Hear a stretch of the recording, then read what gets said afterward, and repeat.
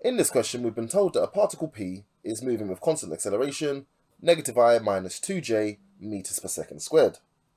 At time t seconds, the velocity of p is v. We've then been told that when t equals 0, so at the very beginning of the journey, the velocity is 5i plus 3j. We know that the velocity at the beginning of the journey we will label as u, so u equals 5i plus 3j.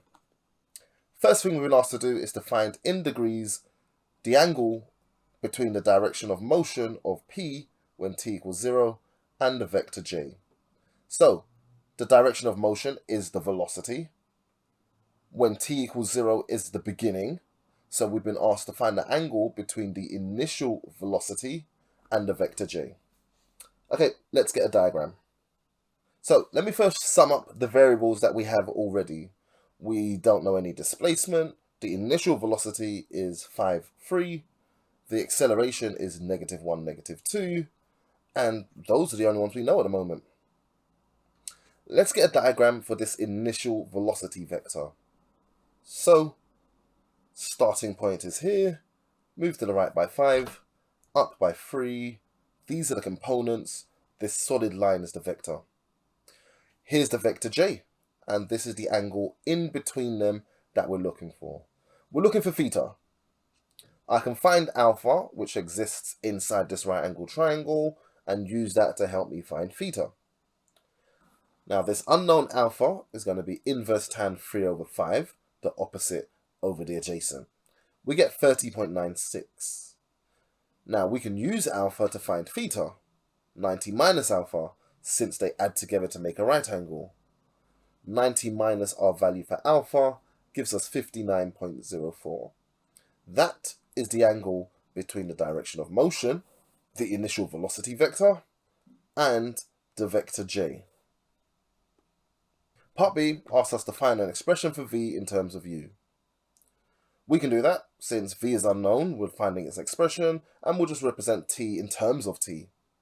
So 5, 3 plus -1, -2t all resolves down to a vector. V equals 5 minus t, 3 minus 2t. Part C says we should determine the speed of p when t equals 4. Well, speed is the scalar of velocity. It will be the modulus of the velocity vector. So let's find the velocity vector when t equals 4, and then we can find its modulus. We can find its size. So substituting in t equals 4, we get the vector 1, -5. Apply some Pythagoras, and we get root 26.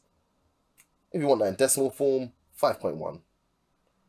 Either of these are fine for the magnitude of the velocity vector, otherwise known as the speed, and this is particular to when t equals 4 seconds after the start of the journey. Finally, part D, we've been asked to calculate the value of t when p is moving parallel to the vector j. If it's moving parallel to the vector j, that means it has no I component.